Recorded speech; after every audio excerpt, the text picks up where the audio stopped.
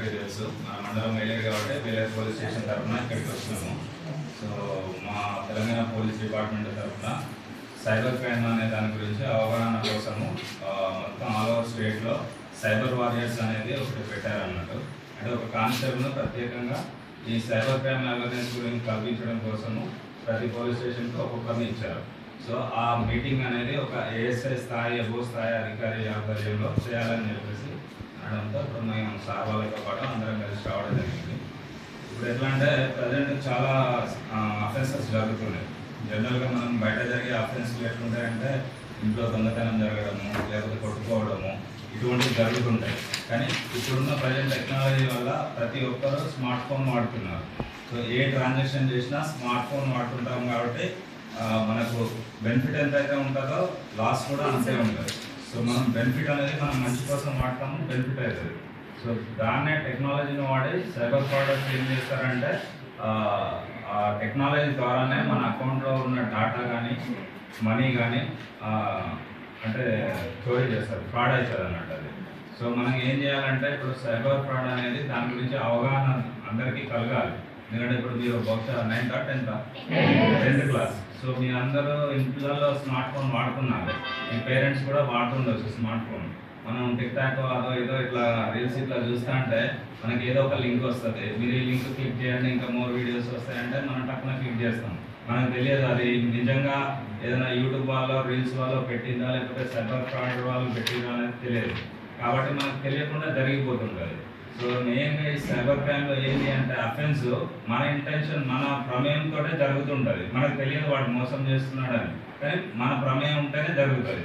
వాడు చెప్పినట్టుగా ఓటీపీలు వానికి సెండ్ చేయడము, లేకపోతే మనం వాడు చెప్పిన లింకులు క్లిక్ చేయడము, ఏదో ఒకటి మన ప్రమేయంతో జరుగుతుంది. కాబట్టి మనకు అసలు ఇలా ఫ్రాడ్ జరుగుతుంది అనే అవగాహన మనకు ఉండాలి. సో మనం ఈ ఓటీపీ మనం వాళ్ళకి చెప్పొద్దు, మన పర్సనల్ ఇన్ఫర్మేషన్ వాళ్ళకి ఎందుకు చెప్పాలి, మనం చెప్పొద్దు అనే అవగాహన మనకు ఉండాలి. ఫస్ట్ ఆఫ్ ఆల్ మనం ఇళ్ళల్లో దాదాపుగా మనం పల్లెటూర్లు కాబట్టి చాలామంది పేరెంట్స్ ఇలిటరేట్ వాళ్ళు ఉంటారు. సో వాళ్ళకు బ్యాంక్ అకౌంట్స్ మాత్రం ఉంటాయి కంపల్సరీ. ప్రతి ఒక్క స్మార్ట్ ఫోన్ వాడుతున్నారు కాబట్టి ఆ స్మార్ట్ ఫోన్లలో మీ అకౌంట్ రెన్యువల్ చేస్తాము, లేకపోతే మీది బ్లాక్ అయింది, ఇట్లా ప్రతిదీ ఏదో మెసేజ్లు వస్తుంటాయి, కాల్ చేసి చెప్తుంటారు. కానీ ఏ బ్యాంక్ వాళ్ళు ఫోన్లో మీ డాటా అడగరు. కాబట్టి మీ పేరెంట్స్ కూడా చెప్పండి, మనకు సంబంధించిన ఇన్ఫర్మేషన్ ఏది కూడా ఫోన్ ద్వారా ఎవరికి ఇవ్వద్దు అనేది ఫస్ట్ వాళ్ళకి తెలియాలి. మళ్ళీ ఇంకోటి ఏంటి అంటే మీకు ఒక 500 పెట్టుబడి పెట్టండి 1000 రూపాయలు ఇస్తాం, లేకపోతే ఒక 50,000 పెట్టండి 1,00,000 రూపాయలు ఇస్తాం అనే ఇట్లాంటి కాల్స్ వస్తుంటాయి. మనకి ఎవరు కూడా ఏది కూడా ఫ్రీగా ఇయ్యరు. ఫ్రీగా ఇస్తారా? మనం కొత్తగా ఒక పనికి పోతేనే వాడు పేమెంట్ ఇచ్చడం అనేది కష్టంగా ఉన్నది. అటువంటిది మనకు ఫ్రీగా ఎవడన్నా ఇస్తాడా? వాడు ఇయ్యడు. కాబట్టి మనం ఫస్టే గ్రహించాలి, వాడు ఫ్రీగా ఏదో ఇస్తున్నాడు అంటే వాళ్ళు ఏదో ఫ్రాడ్ ఉందనేది మనకు అర్థం అయిపోవాలి.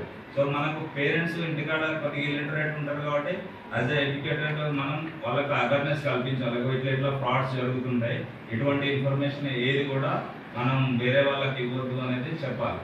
సో మనం అనేది మన బాధ్యత. ఇప్పుడు మేము స్కూళ్ళల్లో అనుకోవచ్చు, మీరు మాకు ఎందుకు చెప్తున్నారు స్కూళ్ళల్లో అంటే పెద్దవాళ్ళు కదా చెప్పేది, వాళ్ళకి కదా చెప్పేది అని అనుకుంటారు. కానీ మనం ఇంట్లో అమ్మాయికి ఇది జరుగుతుంది, నాన్నకి ఇది జరుగుతుంది అంటే అరే మా పిల్లలు చదువుకుంటున్నారు కాబట్టి వాళ్ళు చెప్పేది నిజమే కాబట్టి అని వాళ్ళు ఆలోచన చేస్తారు అన్నట్టు. కాబట్టి మనం ఇటువంటి ఇన్ఫర్మేషన్ అనేది మన పేరెంట్స్తో షేర్ చేసుకోవాలి. ఇంకోటి ఇప్పుడు ప్రజెంట్ అందరూ స్మార్ట్ ఫోన్ వాడుతున్నారు. ఇప్పుడు 10th క్లాస్ అంటే ఆల్మోస్ట్ పెద్దోళ్ళు వాడినట్టే వాడుతున్నారు స్మార్ట్ ఫోన్స్. కానీ మన ఫొటోస్ అనేది మ్యాక్సిమం బయటికి పోకుండానే ఉండాలి. ఇప్పుడు సెల్ఫీలు తీసుకుంటారు, ఏదైనా ఫంక్షన్స్ ఇంకేదన్నా కూడా ఇట్లా కొట్టడం, అలా సోషల్ మీడియాలో పెట్టడం, అదేమవుతుందంటే సైబర్ ఫ్రాడ్ వాళ్ళు ఈజీగా యాక్సెస్ చేస్తారు. అంటే ఇప్పుడు మనం ఏదైనా ఇప్పుడు నేను స్టేటస్ పెట్టుకున్నాను అనుకో, నా ఫోటో ఎవరైనా స్క్రీన్ షాట్ కొట్టుకుంటే పోతుంది అది. సో ఫలానా పర్సన్ నువ్వు ఉన్నావు అనుకోండి, ఇప్పుడు నిన్ను బ్లాక్మెయిల్ చేయాలి, నీ ఫోటో తీసుకుంటాడు, ఫేస్ మాత్రమే నీదే ఉంటుంది, నువ్వు చేసే యాక్టివిటీస్ అన్నీ వేరే ఉంటాయి. సో అట్లా నిన్ను బ్లాక్మెయిల్ చేస్తే మనం ఈజీగా వాడు చెప్పినట్టుగా టెంప్ట్ అవుతా ఉంటాం, వాడు చెప్పినట్టుగా డబ్బులు పంపించడము, ఓటీపీ ఏది చెప్పామన్నా కూడా చెప్తా ఉంటాం అన్నమాట. దాదాపుగా ఫోన్లు అనేది ప్రైవసీ పెట్టుకోండి, ప్రైవసీగా ఉంటేనే మనం సేఫ్ సైడ్. సో యాక్చువల్గా ఇంకా చాలా ఉంటుంది చెప్పడానికి. ఇక మీరు కూడా ఎగ్జామ్ మోడ్లో ఉన్నారు, మేము కూడా డెప్త్కి వెళ్ళట్లేదు. ఏది కూడా మెయిన్ ఓటీపీ షేర్ చేసుకోకండి, ఏది కూడా ఫ్రీగా వస్తుంది అంటే ఉత్తగానే టెంప్ట్ కాకండి. మనకి ఏది ఉన్నా కూడా పేరెంట్స్తో డిస్కస్ చేయండి. ఇప్పుడు మీకు ఎవరన్నా అంటే పర్సనల్గా ఇట్లా ఆన్లైన్లోనో ఫోన్ కాల్స్లోనో ఇట్లా ఇబ్బంది పెడుతున్నారంటే వేలకి చేసుకురండి. ఇట్లా మమ్మల్ని ఇబ్బంది పెడుతున్నారంటే మేము మా ద్వారా మేము హెల్ప్ చేయాలో అది చేస్తుంటాము. సో మ్యాక్సిమం మనం ఎంత జాగ్రత్తగా ఉంటే అంత బెనిఫిట్ ఉంటుంది. ఫోన్ అనేది మంచి ఏందో చెడు అంతే ఉంటుంది. సో ఫోన్కు మ్యాక్సిమం దూరంగా ఉండి సోషల్ మీడియాలో ఎక్కువ ఇంటరాక్ట్ కాకండి. ఓకేనా? Thank you.